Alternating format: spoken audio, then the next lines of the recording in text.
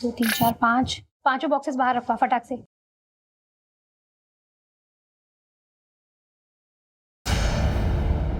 अरे रोहन, ये बॉक्सेस वहां क्यों पड़े हैं?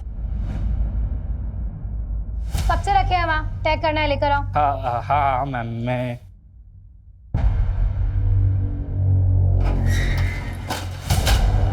अरे रोहन, बॉस के कैबिन में क्यों लेकर जा रहे हो?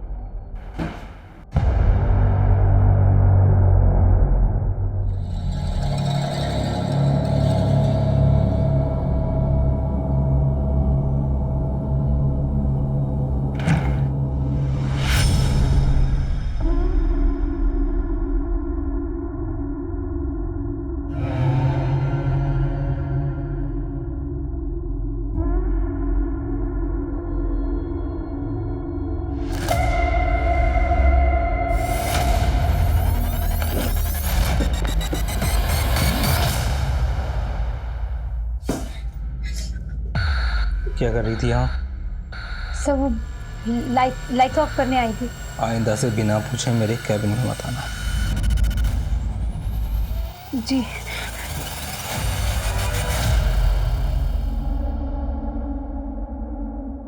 पल्लवी, तुम रो क्यों रही हो? जीजू, मैंने ऑफिस में ड्रग्स के पैकेट्स देखे। ड्रग्स? देखो, तुम ना इस समय बिल्कुल मत पढ़ना। तुम्हारा वो जो बॉस है ना प्रशांत, बहुत खतरनाक आदमी है। तुम ऐसा कुछ मत करना, मेरी मानो, कुछ मत करना तुम। मुझे बहुत डर लग रहा है जीजू। तुम डरो मत, मैं हूं ना तुम्हारे साथ। अपनी हद में रह।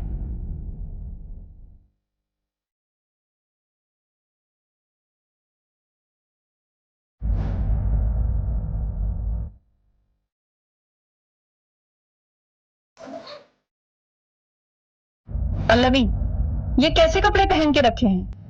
ढंग के कपड़े नहीं पहन सकती?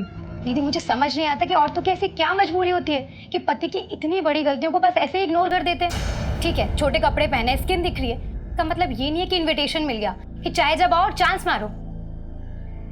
अच्छा मेरी बात सुन, ये क्या कर रही है तू? मैं जा रही हूँ। कहाँ जा रही है? अपने एक दोस्त के यहाँ कुछ दिन वहीं रहूंगी और उसके बाद रेंट पर शिफ्ट हो जाऊंगी।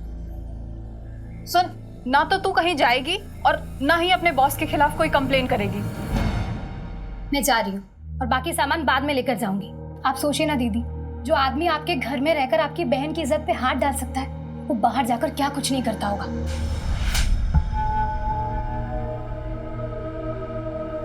अरे मैं तुम्हें छोड़ दूं कहीं? Thank you. क्या एटीट्यूड है इस लड़की में।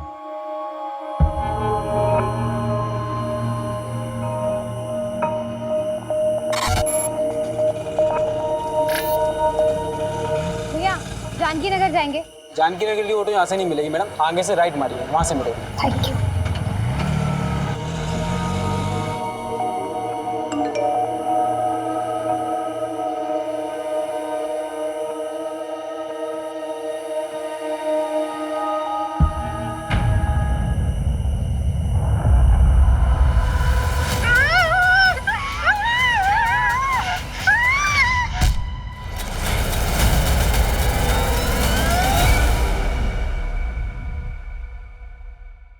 चलो, ये क्या हालत बना रखी है तूने अपनी?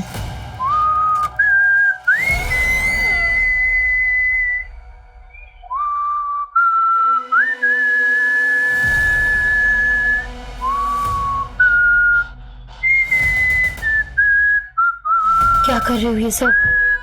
प्लीज मुझे जाने दो, प्लीज।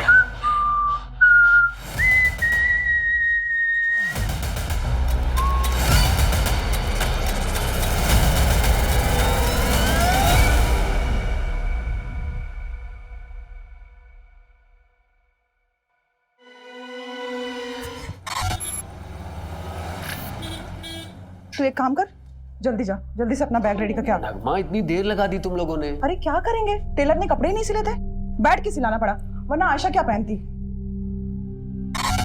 बहुत लेट हो गया। नगमा, ये फातिमा को सलामी पर दे देना।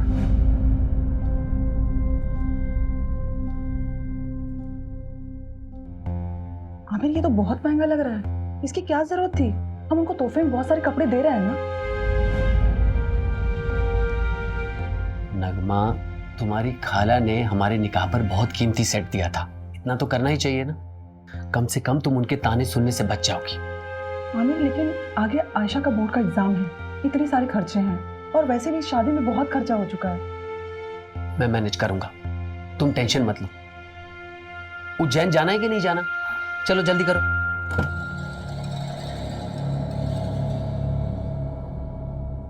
आयशा, अपना लोकेशन ऑन कर लेना और वहां पहुंचकर मुझे फोन करना। अरे आप क्यों चिंता करें, हम फोन करेंगे अब आपको। चलो अब आप टेंशन मत लीजिए, हम लोग अच्छे से पहुंच जाएंगे। ठीक है, ठीक है। हाँ।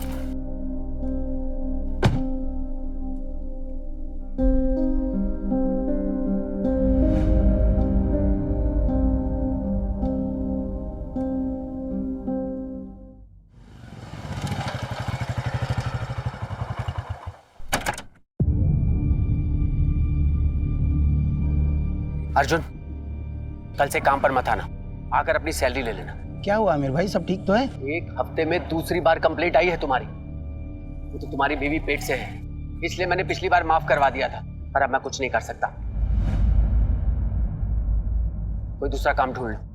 आमिर भाई, क्या है ना कि नई जगह जाऊंगा, नया जॉब ढूंढूंगा, नए दोस्त यार मिलेंगे। अब दोस्ती यार में थोड़ा पीना पाना तो हो गई, उस नशे के चक्कर में कभी आपके घर की असलियत निकल गई तो ना। अरे नहीं नहीं नहीं, नहीं निकले कि नहीं, बोलूंगा नहीं। इन क्या है, नशे में जबान पे काबू थोड़ी रहता। कमीने, मैंने तेरे साथ इतना कुछ किया और तू मुझे ही धमकी दे रहा है। अब देखता हूँ कैसे ऑफिस में आता है तू, और कैसे अपने बचे हुए 20 दिन की पगार लेता है।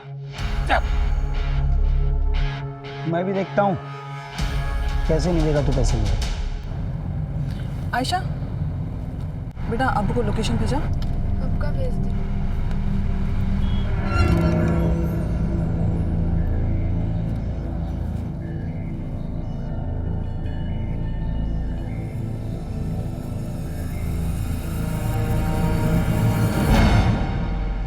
एक्सक्यूज मी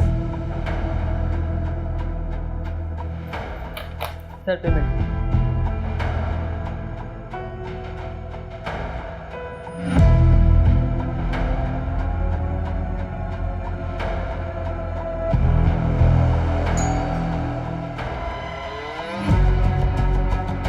कैसी हो रोशनी?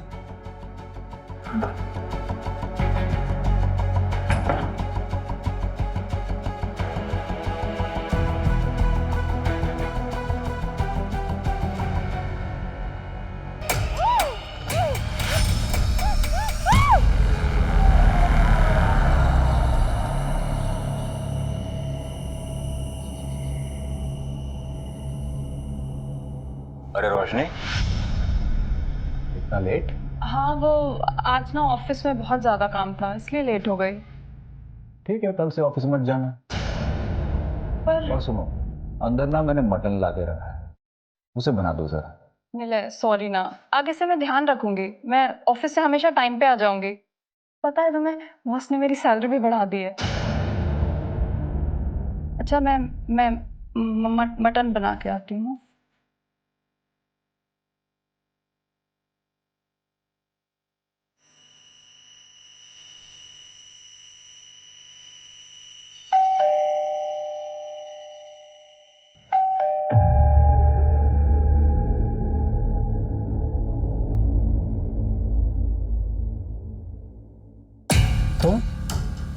तुम्हारी हिम्मत कैसे हुई यहाँ आने की? यहीं रुको, मैं बताता हूँ तुम्हें।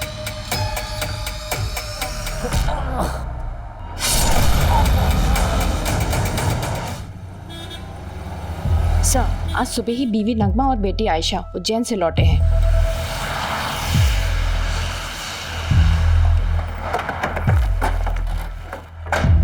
चलो साइड हटो। क्या मिला लगा रखा? चलो हटो यहाँ से। आमिर उठ जाओ, क्या हो गया? आमिर प्लीज उठ जाओ, क्या हो गया?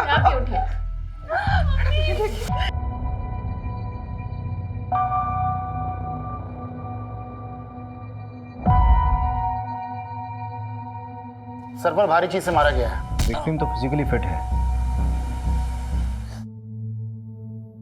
देखिए नगमा जी, मैं जानता हूं कि ये सही वक्त नहीं है, लेकिन इन्वेस्टिगेशन भी ज़रूरी है। आप हमें बता सकती हैं कि जब आप यहाँ वापस आई तो आपने सबसे पहले क्या देखा?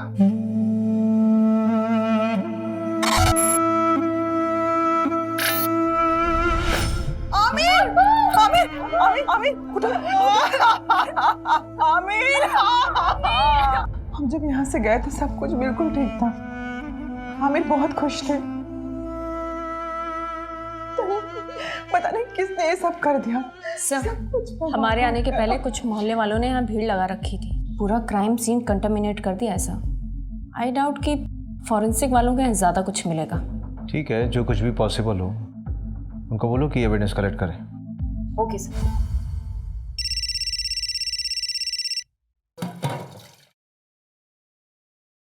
हेलो हेलो दीदी, दीदी प्लीज मुझे बचा लीजिए। नहीं, मुझे नहीं पता मैं कहाँ हूँ।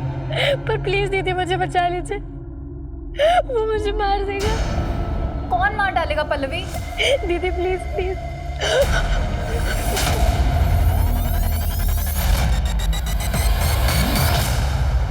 नहीं सर, हमें किसी पर कोई शक नहीं है। अच्छा, आप लोगों के उज्जैन जाने से पहले आमिर का किसी से लड़ाई झगड़ा हुआ था या फिर आपकी फैमिली में कोई इशू? आमिर बहुत अच्छे इंसान थे, उनकी किसी से कोई दुश्मनी नहीं थी। पानी लीजिए। घर से कोई सामान गायब हुआ था? हाँ, मेरा लैपटॉप गायब था और अब्बू का फोन। ठीक है, डिटेल्स दे दीजिए। अगर इसके अलावा कुछ भी याद आए तो हमें बताइएगा ज़रूर। अभी जा सकते हैं आप।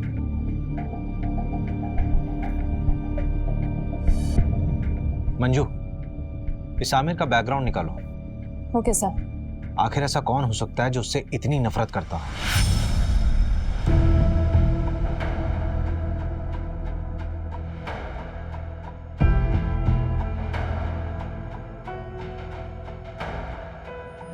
मैंने ऑफिस में ड्रग्स के पैकेट्स देखे।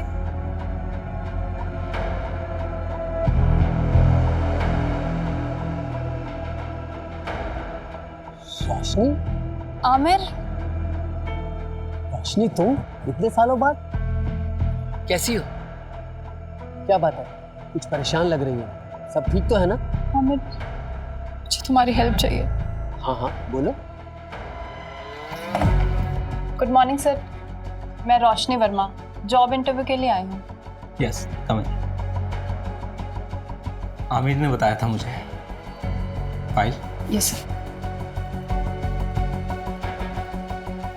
तो ये तुम्हारी पहली जॉब है? Yes sir. कंप्यूटर नॉलेज है? जी सर, पूरी मेहनत से काम करूँगी। मेहनत से नहीं रोशनी, स्मार्टनेस से काम करना होगा। करोगी ना? जी। आमिर के अकाउंट से एक होटल में रेगुलर पेमेंट्स दिखा रहा है, ऑलमोस्ट एवरी वीक। मैंने उस होटल में फ़ोन किया था तो वहाँ के रिसेप्शनिस्ट ने बताया कि आमिर यहाँ एक औरत के साथ आया करता था और दिए गए आईडी के मुताबिक उस औरत का नाम रोशनी वर्मा है। ये देखिए। इसका मतलब आमिर का एक्स्ट्रा मैरिटल अफेयर था। सर, फिलहाल तो ऐसे ही लग रहा है। मैंने उस होटल की सारी सीसीटीवी फुटेजेस मंगा ली है। ये देखिए सर, ये वाली फुटेज, ये मर्डर के 2 दिन पहले की है।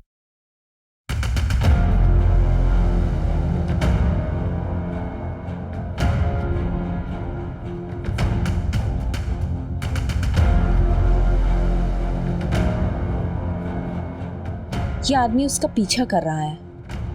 सर, इस आदमी की बॉडी लैंग्वेज बहुत डाउटफुल है। ऐसा लग रहा है जैसे ये इन पर नजर रखे हुए है। मैंने इसकी फोटो सर्कुलेट करवा दी है सर। गुड। हेलो। आमिर को उसकी बीवी ने मारा है। कौन बोल रहा है? फिर से बोलिए आप। आमिर को उसकी बीवी ने मारा है। लेकिन नगमा अपने हस्बैंड को क्यों मारेगी? हेलो। फिर से लगाओ। The number you are trying to call is currently switched off. एक ऐप है, मैं लोकेशन चेक करता हूँ। जल्दी करो। लोकेशन जहांगीराबाद है। इसका मतलब कॉलर आमिर के एरिया से ही थी। सर, नगमा को उठा ले क्या? नहीं, किसी रैंडम कॉल के बेस पे हम किसी भी विक्टिम की वाइफ को नहीं उठा सकते। हो सकता है हत्यारे ने हमें भटकाने के लिए खुद कॉल किया हो या किसी से करवाया हो। इस नंबर को ट्रेस करो। Okay sir. मर्डर से 2 दिन पहले नगमा की सारी मूवमेंट को ट्रैक करो, उसके उज्जैन वाली शादी, उसका आना जाना, सब कुछ। Okay sir. मैं जी जान लगा दूंगा रोशनी, बल्कि मैंने तो कल की ही मीटिंग सेट की है, तुम टेंशन मत लो। मैं तुम्हारी बहन को कुछ नहीं होने दूंगा। अपना ध्यान रखना, प्रशांत बहुत खतरनाक है। तुम मेरी फिक्र मत करो रोशनी।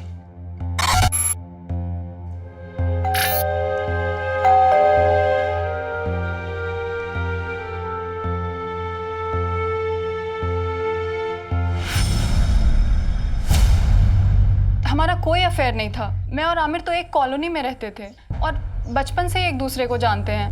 और वापस अभी 4-5 महीने पहले ही मेरी उससे मुलाकात हुई थी। ये चोट कैसे लगी? क्या हुआ है? कुछ नहीं मैम, वो किचन में काम करते टाइम लग गया। तुमने कहा कि आमिर सिर्फ तुम्हारा दोस्त था, बचपन का दोस्त, तो फिर होटल में क्यों मिलते थे?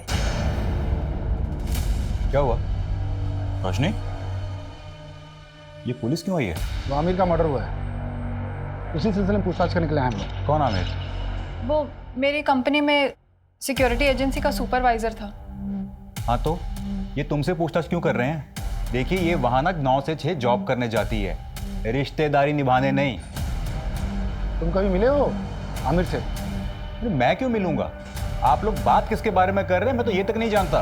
अच्छा, ये देखो, कुछ याद आया? चल आने चल। सर मैंने कुछ सब याद कराता हूँ, चल। अरे मेरी कोई गलती नहीं, मुझे क्यों लेके जा रहे हो? अरे मैंने कुछ नहीं किया, छोड़ो मुझे। सर मैंने आमिर का मर्डर नहीं किया है। अगर तूने आमिर का मर्डर नहीं किया तो तूने झूठ क्यों बोला कि तू आमिर को नहीं जानता? तो क्या सच बोलता? क्या आमिर मेरी बीवी के साथ होटल में जाता है? क्या करते आप लोग? सहानुभूति देकर छोड़ देते? नहीं ना। वैसे आमिर का मर्डर हुआ कभी है? 23 तारीख को। 23 तारीख को तो मैं यहाँ था ही नहीं, मैं तो इंदौर में था अपने दोस्त के यहाँ। चल नंबर बता तेरे दोस्त का। लिख लीजिए नंबर, लेकिन फोन नहीं लगेगा उसका। क्यों? क्योंकि वो दुबई चला गया है।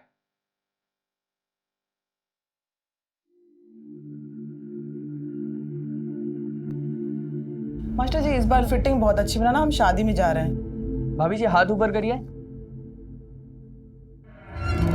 काफी पतले हो गए। मास्टर जी आप भी ना। मास्टर जी, इस काम के लिए कोई औरत नहीं मिलती आपको? आजकल फीमेल टेलर मिलती कहाँ है? इतने समय से हम कपड़े सिला रहे हैं, लेकिन हमारे मास्टर जी का हाथ कोई पकड़ नहीं सकता। हाँ हाँ, वो तो मैं देख ही रहा हूँ। आपका काम हो गया हो तो अपना सामान उठाओ और निकलो यहाँ से। बोलने से पहले कुछ तो सोचा करो।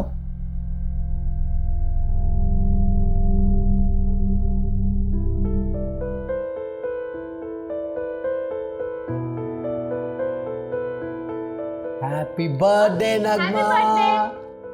अभी तक नाराज हो नगमा? प्लीज मुझे माफ कर दो। और वो जो टेलर मास्टर के सामने आपने किया, वो क्या सोच रहे होंगे वो? अच्छा तो माफी से काम नहीं चलेगा, तो मुर्गा बन जाता हूं मैं। अच्छा बस, अब ज्यादा नौटंकी करने की जरूरत नहीं, चलो उठो। Happy birthday to you, happy birthday to you.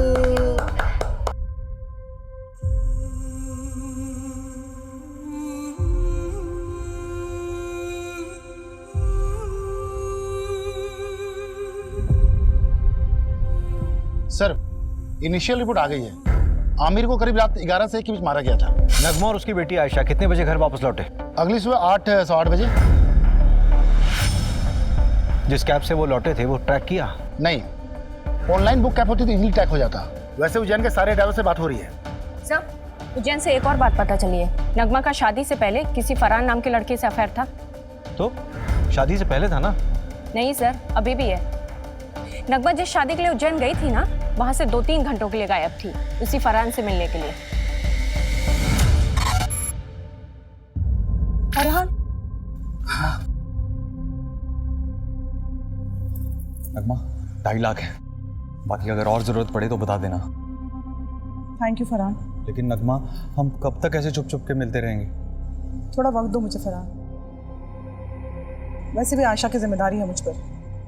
एक बार मैं आयशा का सब कुछ ठीक कर लूँ, फिर देखेंगे। और वैसे भी मैं किसी को दुखी नहीं करना चाहती।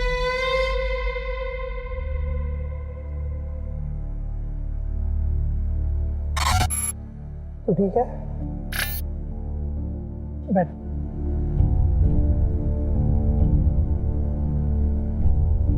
आयशा, मैं क्या कह रहा था कि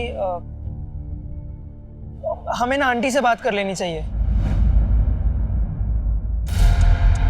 देख, अभी अब्बू तो नहीं रहे ना, और मेरे घर वाले भी उंगली उठाएंगे, तो उससे पहले हमें शादी कर लेनी चाहिए ना। ये तुम क्या बात कर रहे हो सूरज? पहले कब्र के फूल को तो सूख जाने दो। आयशा, मेरा वो मतलब नहीं था। पुलिस? अम्मी फिर से पुलिस वाले क्या करने आए यहाँ? ये तलाशी ले रहा है। उस दिन भी तो आए थे, उन्हें कुछ नहीं मिला था। आज क्या मिलेगा नया उन्हें? रवि, हाँ, पोस्टमार्टम और फोरेंसिक रिपोर्ट देना फिर। ये लीजिए। सबसे पहले आमिर के सर पर वार किया गया किसी हैवी ऑब्जेक्ट से। उसके बाद 12 बार चाकू से स्टैब किया गया उसे।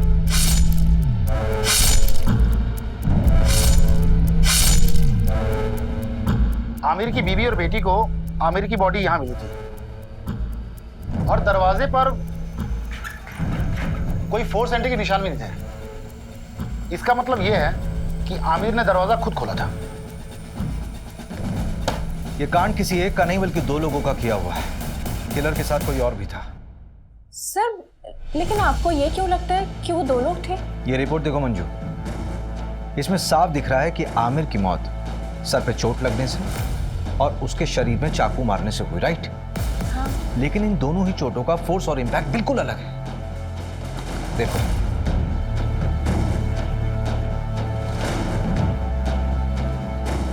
एक काम करो, इस घर की एक बार फिर से अच्छे से तलाशी लो। ठीक है। Okay sir.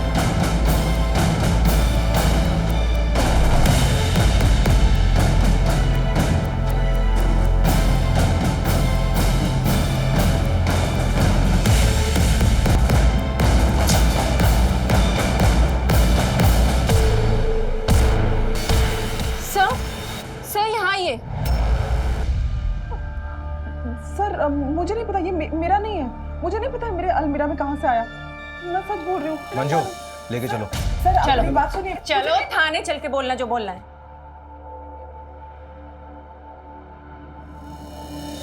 अरे मैंने कुछ नहीं किया, आप मेरी बात तो सुनो। मैंने कोई खून नहीं किया। आयशा, नहीं मार सकती है। हम तो शादी में उज्जैन गए थे, अम्मी नहीं कर सकती हैं। आयशा, उन्होंने कुछ नहीं किया। मैडम, मैंने कुछ नहीं किया। मेरी बच्ची अकेली है। अम्मी!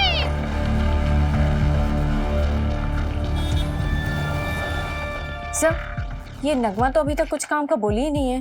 बोलेगी। एक बार चाकू की फोरेंसिक रिपोर्ट तो आने दो।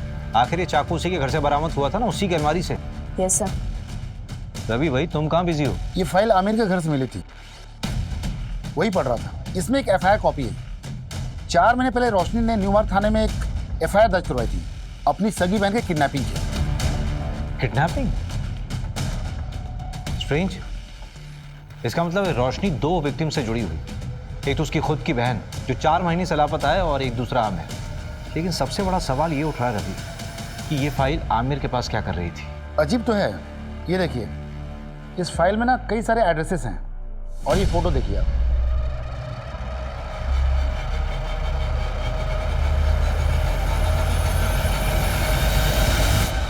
रवि, कहीं उस कॉलर के बोलने पे हम बहुत अलग तो नहीं जा रहे? हम नगमा से पूछताछ कर रहे हैं और मालूम चले कि केस कुछ और ही। एक काम करो, रोशनी को थाने बुलाओ। और सर, एक गार्ड के बारे में पता चला है। उसका नाम अर्जुन है। वो आमिर के अंडर काम करता था और मर्डर के 2 दिन पहले उसका आमिर से झगड़ा भी हुआ था। मैंने कांस्टेबल सिन्हा को बोल दिया उसे उठाने को।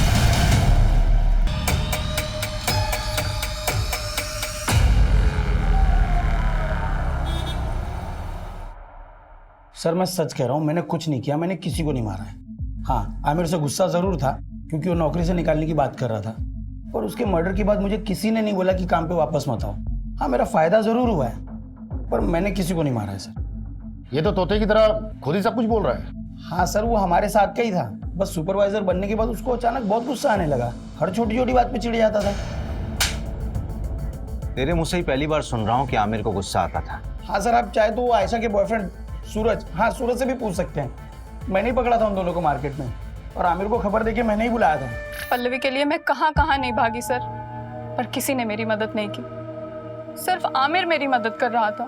पल्लवी की कोई दोस्त थी जहाँ वो गई थी, उसका नाम या पता मालूम चल सकता है? पता नहीं, उस दिन पल्लवी ने मेरे किसी मैसेज का रिप्लाई नहीं किया। मुझे लगा शायद गुस्सा है इसलिए नहीं किया। फिर अचानक एक दिन कॉल आई और तब मुझे पता चला कि वो किडनैप हुई है। पर प्लीज दीदी मुझे बचा लीजिए, वो मुझे मार देगा। मुझे पता है सर, ये सब उस प्रशांत का किया धरा है। मेहनत से नहीं रोशनी, स्मार्टनेस से काम करना होगा। नाम के लिए तो उसकी एक कुरियर एजेंसी है, लेकिन असली पैसा ड्रग्स बेच के कमाता है। कुरियर बॉक्सेस में ड्रग्स डाला जाता है और लोगों को कुरियर की तरह डिलीवर किया जाता है। और क्योंकि ये सब लोकल डिलीवरी होती है, इसलिए कभी चेकिंग में भी नहीं आता। पल्लवी ने ड्रग्स देख लिया था, उसका झगड़ा हुआ था और वो घर छोड़ के चली गई थी, और शायद उसी रात उसका किडनैप हुआ था। सब मेरी गलती है सर, मुझे उसे अकेले जाने ही नहीं देना चाहिए था। मेरी मदद तो पुलिस ने भी नहीं की, प्रशांत का नाम तक नहीं लिखा एफआईआर में। उल्टा मुझसे कहने लगे कि तुम्हारी बहन किसी के साथ भाग गई होगी। हम ढूंढेंगे उसे, इट्स अ प्रॉमिस।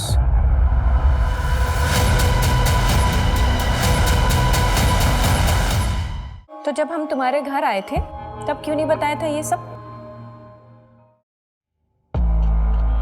आमिर, ये देखो, किसी बैंक का अकाउंट नंबर है, SRV बैंक। रोशनी, ये स्विट्जरलैंड का बैंक है। एक मिनट, ये डायरी जहां से उठाई है वहीं रख दो।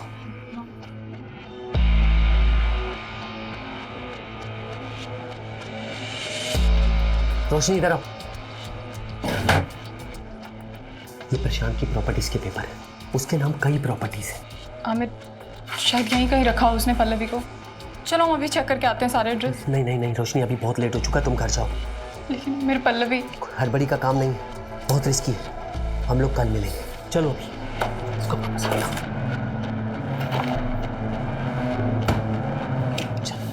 चल जल्दी जल्दी चल।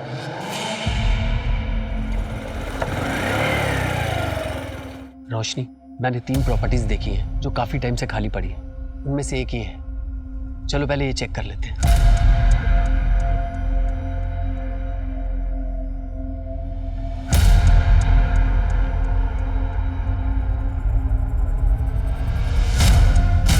रोशनी, यहां तो कोई नहीं, चलो दूसरी प्रॉपर्टी में देखते हैं।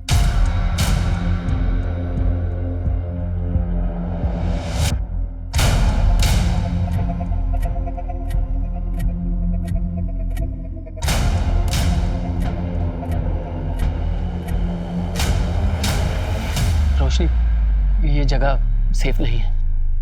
बाकी के एड्रेस मैं कल खुद आके चेक करूंगा, तुम मत आना। अब चलो।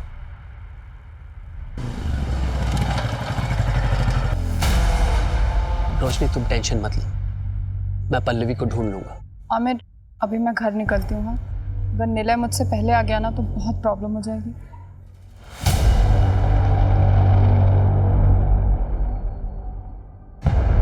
उसके 3 दिन बाद आमिर का मर्डर हो गया। मैं बहुत डर गई थी, शायद प्रशांत को सब पता चल गया था, और पल्लवी तो अभी भी उसके कब्जे में है। आमिर को भी उसने मरवा दिया। सब मेरी वजह से हुआ है। वो प्रशांत कुछ भी कर सकता है। पता नहीं अब पल्लवी मुझे कभी मिलेगी भी या नहीं। आमिर के अलावा तो किसी को नहीं पड़ी थी उसे ढूंढने की। हम ढूंढेंगे उसे, इट्स अ प्रॉमिस। आप चिंता मत कीजिए, आप जाइए, पल्लवी को ढूंढना हमारी जिम्मेदारी है।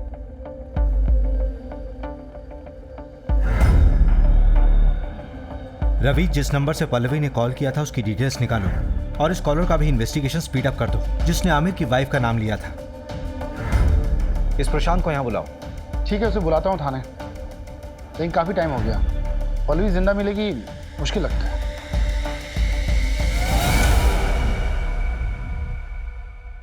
और इंस्पेक्टर साहब, बीवी बच्चे कैसे हैं आपके? बहुत अच्छे। अच्छे रहे तो कितना अच्छा है ना? धमकी दे रहा? अरे नहीं नहीं नहीं इंस्पेक्टर साहब, ऐसा आप कैसे कर सकता हूँ? आप बताइए क्या सेवा कर सकता हूँ आपकी? आमिर को जानता है?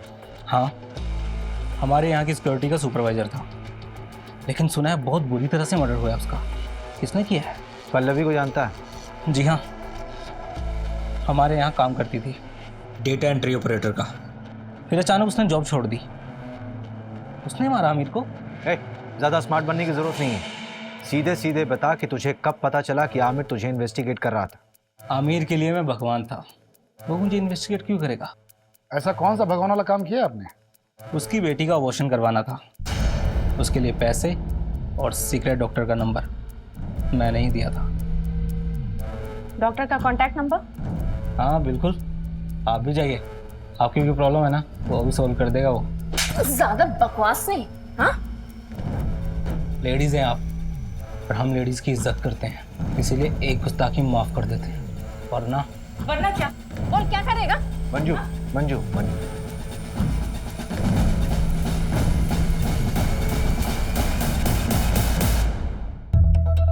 नहीं सर, हमारे यहाँ ऐसा कुछ भी गलत काम नहीं होता।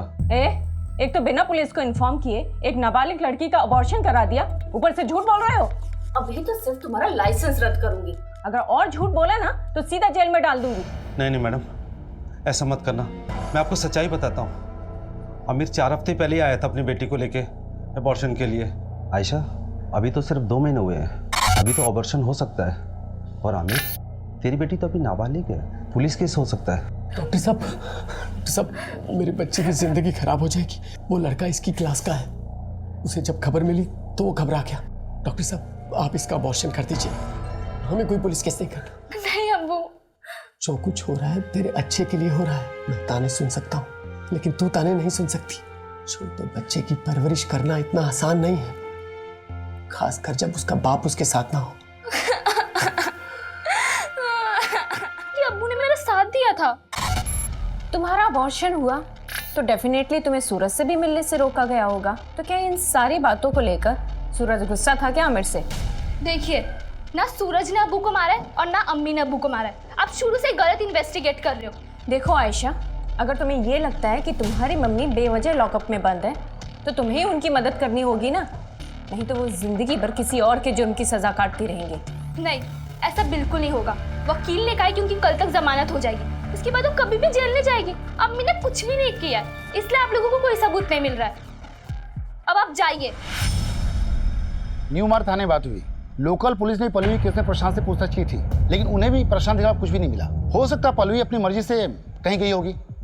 जिस नंबर से पल्लवी ने कॉल किया था वो नंबर भी ट्रेस नहीं हो रहा है, फेक आईडी पे लिया गया था और स्विच ऑफ हो गया। पर सर, पल्लवी को गायब करने का मोटिव तो बनता है प्रशांत के पास। नगमा का एक्स बॉयफ्रेंड फरहान का भी कुछ पता नहीं। हाँ, एक बात पता चली है, उसने नगमा को 2.5 लाख रुपए उधार दिए थे। 2.5 लाख है, बाकी अगर और जरूरत पड़े तो बता देना। अब इतने पैसों की उसे क्या जरूरत पड़ी, ये तो नगमा ही बता सकती है। ऊपर से मिस्ट्री कॉलर का अभी तक नहीं पता लगा जिसने नगमा का नाम लिया था। टेक्निकल टीम ने बताया कि यूज किया हुआ सिम और फोन दोनों ही फर्जी तरीके से खरीदे गए थे। हो सकता है बाद में डिस्ट्रॉय कर दिए होंगे, क्योंकि दोबारा उनसे कॉल नहीं हुआ है। इसका मतलब we are back to the square one here. हमारे पास सिर्फ ये सीसीटीवी फुटेज है जो पल्लवी की किडनैपिंग साइट से हमें कैमरे के थ्रू मिली। देखते हैं क्या होगा इसमें।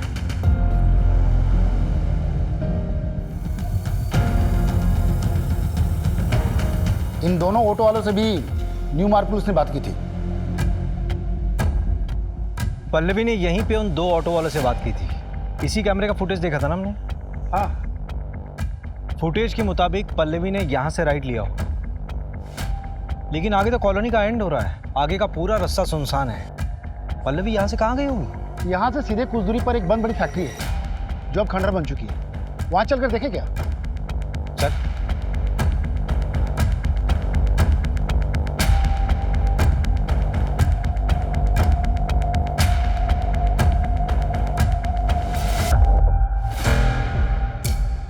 चेन से बांधा गया था, मेकअप का सामान।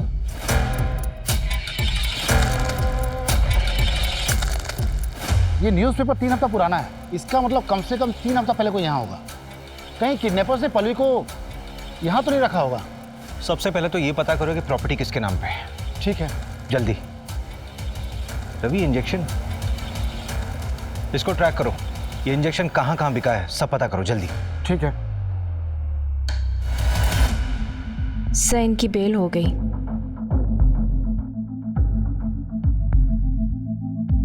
मेडिसिन की बाहर की लिस्ट आई है। कोई लीड मिला प्रशांत से कनेक्टेड? एक लीड है, नाम देखकर आप हैरान हो जाएंगे। हाईलाइटेड नाम देखिए। ये आमिर इंजेक्शन खरीदता था? हाँ सर हो सकता है कि ये प्रशांत ने मंगवाया हो। प्रशांत ने आमिर की मदद की थी वो आयशा के अबॉर्शन केस में, तो शायद इसलिए आमिर ने उस एहसान के चलते प्रशांत का ये काम किया हो। और हो सकता है आमिर को ये पता भी ना हो कि वो इंजेक्शन क्यों खरीद रहा है, क्योंकि वो खुद पल्लवी को ढूंढ रहा था। लेकिन प्रशांत के खिलाफ हमारे पास कोई सबूत नहीं है। एक है, हल्का कनेक्शन है, पर एक मिला है। जिस लोकेशन में पहुंचे थे वो एक कंस्ट्रक्शन कंपनी के अंडर है, गंगवार कंस्ट्रक्शन। और इस गंगवार कंस्ट्रक्शन प्राइवेट लिमिटेड में 21% का स्टॉक होल्डर है प्रशांत।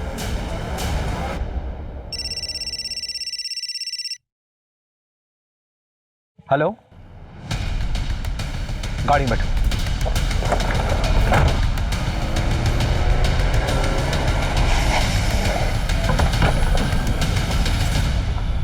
किधर?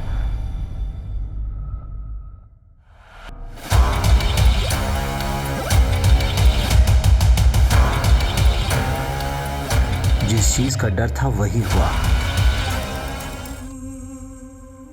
पल्लवी! दीदी मुझे जॉब मिल गई। क्या?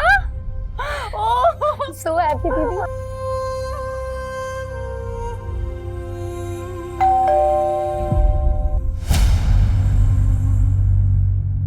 आप लोग फिर से? इस बार तुम्हें बेल नहीं होने वाली। चाकू की फोरेंसिक रिपोर्ट आ गई है, तुम्हारे फिंगरप्रिंट्स मैच हुए हैं। फोरेंसिक रिपोर्ट के मुताबिक इस चाकू में जो खून मिला है उस खून में हीमोग्लोबिन लेवल कम है और ब्लड क्लॉट थोड़ा ज्यादा। तो ये जो खून इस चाकू में मिला है वो विक्टिम के मर्डर के कम से कम 24 से 48 घंटे बाद का है। मतलब पोस्टमार्टम के बाद का ब्लड है। आमिर को उसकी बीवी ने मारा है।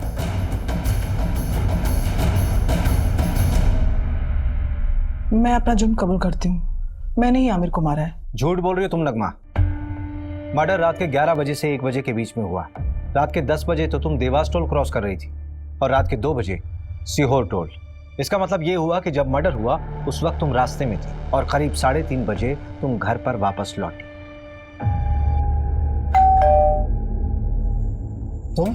तुम्हारी हिम्मत कैसे हुई यहाँ आने की? रुको मैं तुम्हें अभी देखता हूँ।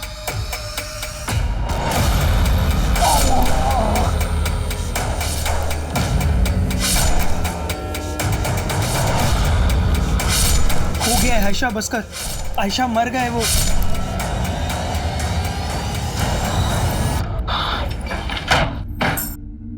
आमिर! आयशा बोलो, क्यों किया ये सब?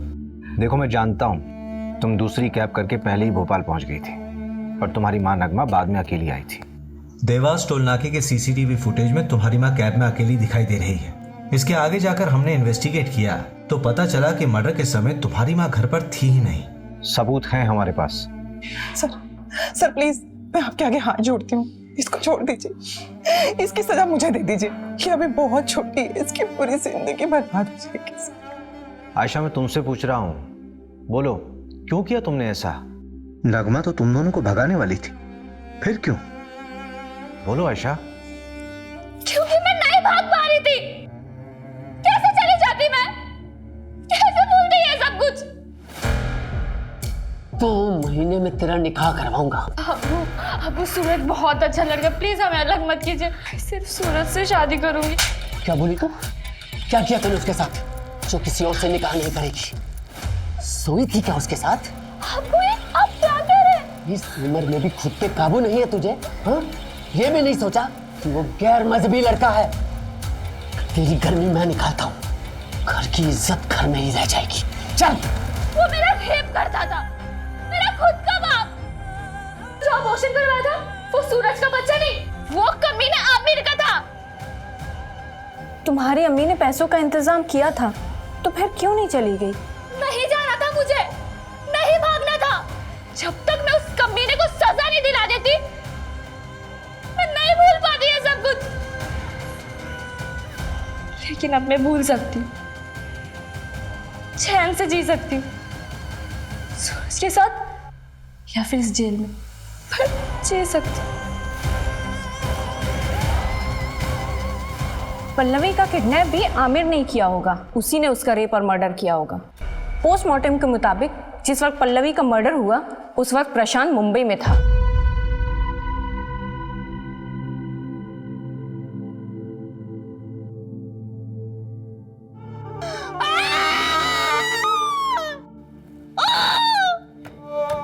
जिस तरह से इस केस में आरोपी खुद इस केस का सबसे बड़ा पीड़ित साबित हुआ है और पीड़ित इस समाज का सबसे बड़ा दरिंदा, उसको देखते हुए इस केस को रेयर ऑफ द रेयरेस्ट की श्रेणी में रखना गलत नहीं होगा।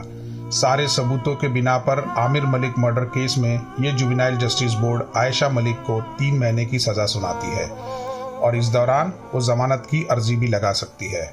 क्राइम पेट्रोल के ऐसे ही मजेदार एपिसोड्स देखने के लिए हमारे चैनल को सब्सक्राइब करें